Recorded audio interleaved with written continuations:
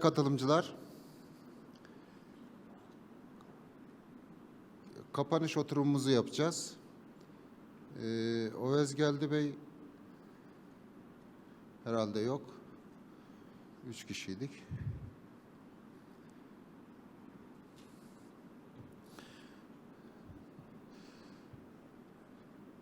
Şimdi adamın biri hızlı bir şekilde lokantaya gitmiş.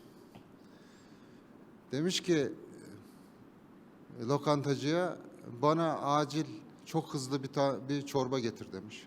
Olay çıkmadan bir çorba getir demiş. Çorbayı yemiş, ondan sonra bana olay çıkmadan bir fasulye getir demiş. Onu da yemiş. Bana olay çıkmadan bir pilav getir demiş. Tamam, adam bir şey demiyor, getiriyor. Sonra demiş ki bana olay çıkmadan bir tane tatlı getir demiş. Tatlıyı da yedikten sonra lokantacı gelmiş, demiş ki ya hemşerim, tamam bunları yedin de niye hep olay çıkmadan diyorsun? Benim param yok da ondan demiş. Şimdi kaçacağım. Bunları bir an önce yiyeyim istedim de ondan demiş. Şimdi ben de ilk olarak çıkayım da kapanışta olay çıkmadan şu aldığım notları bir söyleyeyim. Ondan sonra yerime oturacağım zaten. Evet değerli katılımcılar, şimdi 2 gündür burada çok güzel konulara değindik. Yani sunu yapanlar, sanal katılanlar, canlı katılanlar, yani birbirimizden bir şeyler mutlaka öğrendik. Tam 15 tane ülke katıldı. Açılıştan itibaren hep belli başlı konular üzerine değinildi burada. En çok nedendi? Önleme. Şimdi ben aynı zamanda iş sağlığı güvenliği uzmanıyım. Hem de A sınıfı. Hem de A sınıfı yani. Şimdi orada der ki, onun bir sloganı vardır. Burada da geçerli. Bizim yangın işlerinde de geçerli. Önlemek ödemekten daha ucuz ve kolaydır. Onun için bizim önce önlemeye ihtiyacımız var. Biz yıllardır bunu zaten söylüyoruz. Bugün ay 17'si. 15 Haziran itibariyle ben bu teşkilatta 30 senemi doldurdum. 30 senedir aynı şeyi konuşuruz. Hep önleyelim, önleyelim deriz ama nedense hep de söndürmeye daha yönelik para harcarız. Şimdi Sayın Genel Müdürümüz dedi, Humberto Lopez Bey dedi, İbrahim Yumaklı Sayın Bakanımız söyledi, Sameh Vakva Bey hepsi aynı şeylerden bahsetti. Önleyici faaliyet, önleyici faaliyet. Biz önleyici faaliyete nereden başlıyoruz? Şimdi gösterelim. Önleyicilik sadece halkı bilinçlendirme, eğitim faaliyeti değil. Tabii önleyici faaliyet ağaç yaşken eğilir deriz. İşte bu yaşlarda başlar. Ses de var mı?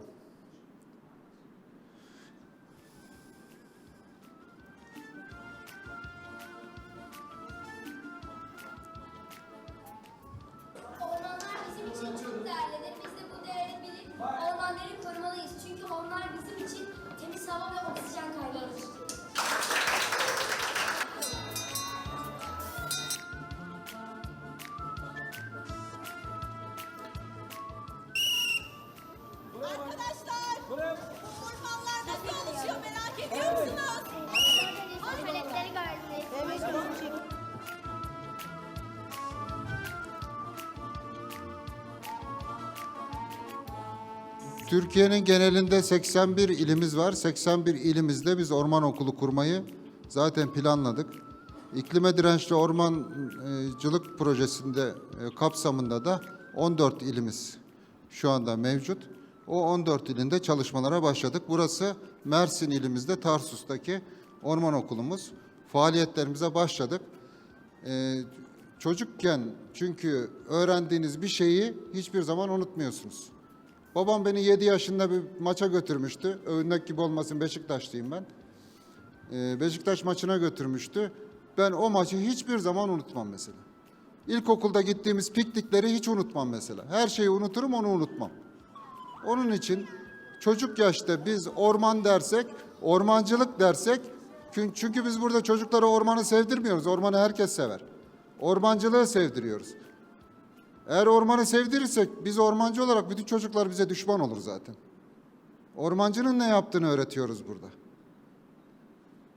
İşte bizim önleme faaliyetlerimiz bu şekilde başlıyor.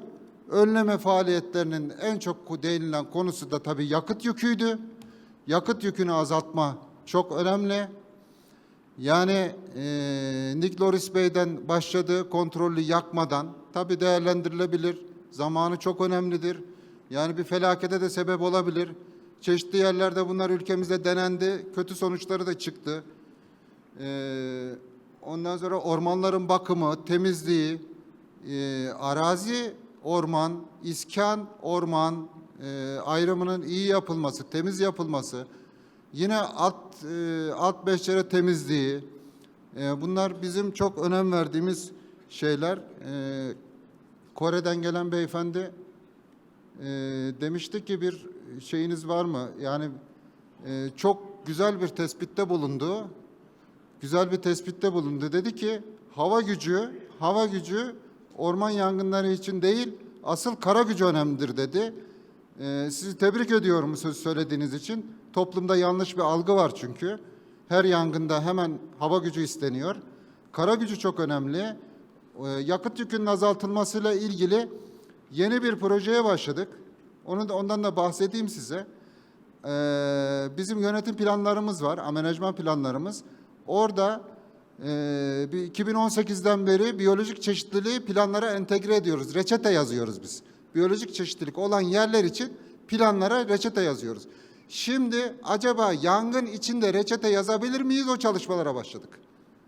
Yani yangına hassas ve tehlikeli noktalarda bölme her kısımda işte ormanın kapalılığının azaltılması, süpürülmesi, şerit açılması gibi tavsiyelerde bulunup bunu bizim teşkilatımız çalışanlarına dikte edip bu şekilde çalışmaya başlayacağız. Ben faydalı olacağını düşünüyorum bunun. Onun dışında tabii bilgi toplama, veri toplama ve veri analizi çok önemli. Bunun sonucunda da karar destek sistemi. Karar destek sistemiyle ilgili sabah İlhami Bey çok güzel bir sunum yaptı. Peşine Başarsoft'tan Ahmet Bey bir sunumda bulundu. Biz Başarsoft'la çalışmaya başladık yine İDOP projesi kapsamında. Bu karar destek sistemini daha da geliştiriyoruz. Geliştirdikten sonra da size bu projeyi karar destek sistemini tavsiye ederim. Çok faydalı bir sistem. Zaten bu da işbirliğimizin bir parçası.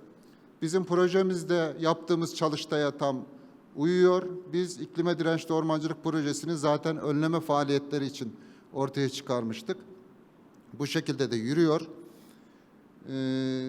Onun dışında tabii sabah bir finanstan bahsedildi. Orman kaynaklarının Lila Hanım bahsetti. Orman kaynaklarının yine yangın söndürmede finans olarak kullanılabilir mi diye. Biz bunu 1839'dan beri yapıyoruz. Yani bizim bir döner sermayemiz var. Orman kaynaklarının tekrar ormancılık faaliyetlerinde kullandırılması şeklinde. Yani bunu da biraz daha derin isterseniz inceleyebiliriz.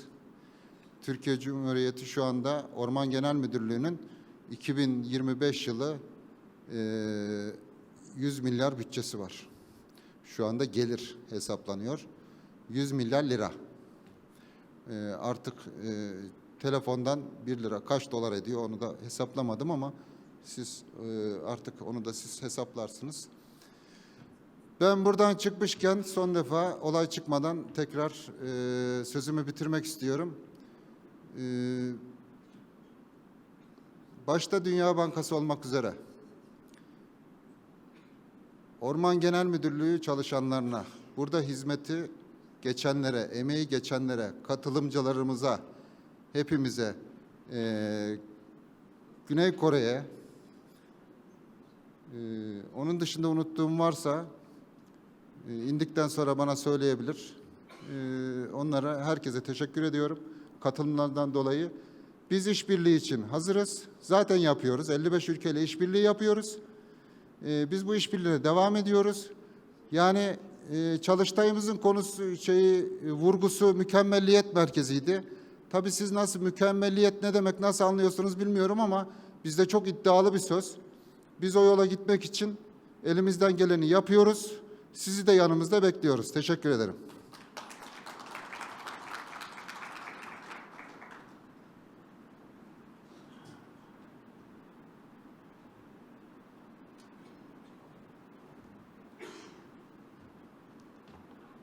Thank you, Murat Bey. So I think we almost come to an end, but then we still have lots of people anxiously and curiously waiting and patiently hearing. That's fantastic news. I think when we were planning this workshop, we could not come to an agreement whether 2 days enough or 3 days are enough. But then, this last 2 days have been very, very exciting. I think we started this workshop with an objective to promote country learning, and we have got plenty of those. We have seen so many country participants come in from different countries. We have also seen the global collaboration. We have lots of international institutions, experts group coming. So obviously this is a tremendous platform, and thank you to government of Turkey for bringing us all together to promote the collaboration. So this is exciting. And also on the top of it, I think Turkey being a leader in forest fire management, it was also a great and tremendous opportunity, and we've learned a lot from Turkey's own example and expertise. So thank you for sharing, and multiple experts came to share their experience. So I think it has been such a rich experience in last 2 days. It will be very difficult for me to summarize exactly what happened, but my team has helped me to put together some notes. So I'm going to highlight few of those. So we know the session started with ministers' very strong pitch and speech, where actually one key highlight that came out from minister, he says prevention is important. And I think our friend here also reiterated the same message. I think it's beginning to really emphasize that investing in prevention is far cheaper than investing into really reclaiming or addressing or mitigation later. And it was the scale of the forest fire management was identified that globally it is a global problem, it's a regional problem, it cannot be just one country problem. So it's a problem which can only be addressed when there is a great partnership. The loss and the damage due to forest fire globally, I think the astounding numbers were played out. And it's amazing that how much of dollars, close to $250 to $270 billion lost in last several years. And the fact that, 1 year of emission, one big forest fire can actually be equivalent of a country's emission for 1 year. I think it's amazing that, there's so much of a business case to prevent such things. Also the fireside chat, and thanks to all the countries which came to share the experience from Kazakhstan, Turkey, Albania, and Azerbaijan. They shared their different journey for forest fire actions and how they're responding to their areas. Also, I think the technical session, on the first day, yesterday, the 5-hour session actually focused on 4 key areas: the importance of fuel, the conditions of our forests that are highly hazard vegetation type demands that the fuel reduction is a priority. It also focused on people, saying the need to create communities that are aware of the local risk and know how to keep the community and themselves protected. Focused on design and building to meet the levels of fire risk. And then also recognizing that we won't know if we are getting more fire resilient without collecting and evaluating risk and impact. The same 4 messages were also reiterated yesterday in the parallel session, which had lots of so-called mature and more experienced countries from Australia to Canada to US to number of countries, and Korean example was excellent. They all reiterated the same point in terms of use of techniques and technologies focusing on prevention, use of data and evidence to really inform the strategy, and then working in partnership with the institutions. So the partnership part, the use of data and evidence, and the science part of it, and the ground action using technology were the 3 key highlights in the messages that came out. Today's two sessions this morning, at least started with that whole technology session. Amazing gathering of different people, which talked about different technology. The session showcased from government of Turkey and Korea, use of aircraft, drones, central operational control, trained staff, networks to improve activities before, during, and after fires and improve early detection. From private sector, 7 lightning presentation, emerging technology on earth observation, sensors, AI, decision support tools, stopping lightning on demand, robotics and competition, and many, many lessons that for everyone gathered. It shows that, where the future is, and there's such a huge and a rich agenda for all of us to learn from and help us reimagine how the future forest fire management will look like. The session on financing was another great session. I think at the end of the day, you can have all your plans and all your good wishes, but if you don't have money to raise and to spend on the forest fire, I think things will not. I think the great examples came, and I personally, I'm not going to summarize the rich discussion, but what impressed me personally, that we put together a great range of how the forest fire could be generator of a job, could be generator of economic opportunities, particularly through the insurance sector, through the carbon finance sector, through the blended financing sector. So there is a tremendous opportunity outside market and stakeholder. There is a out market where you can go out and create more money, bring in money to make our communities and forests safe. So I think there's so much to learn, to follow up on. But again, the last networking session, again, was amazing in terms of creating how the partnership and the networking work. At the end, I think, let me also say that, this workshop has to be more forward-looking. So again, it's a call for better partnership, better knowledge sharing, and better collaboration. So I think I think as we see the message that are coming out in summary is the need for networking and knowledge platform so that we can develop some online networking platform for ECA countries. And we will be, through the World Bank, we'll be exploring developing a knowledge academy on fire management as part of our mission on knowledge and innovation. We're also exploring possibilities of support in several areas such as a fundamental framework for monitoring and evaluation, for landscape fire management. We are also looking at ideas for building community resilience, developing fire weather severity index, technological coordination, and many, many areas. But again, as I keep repeating, that we will be coming out with summary report and we'll be sharing with all of you so that you can get more details on what was discussed so that, it is not lost. The presentations, I'm sure you're all interested in all the exciting presentations that were made.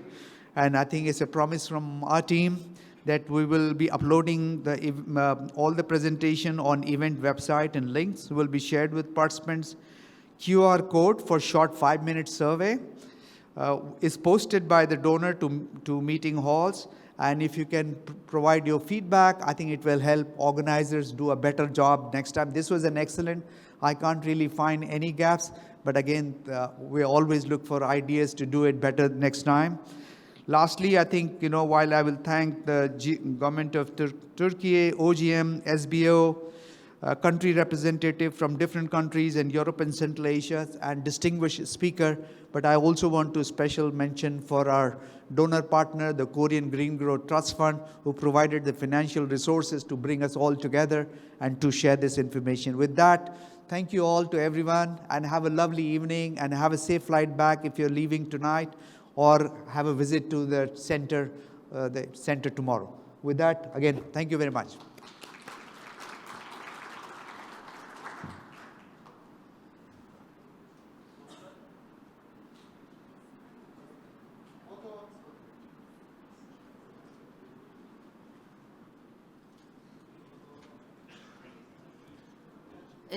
You're invited to a group photo, if you like.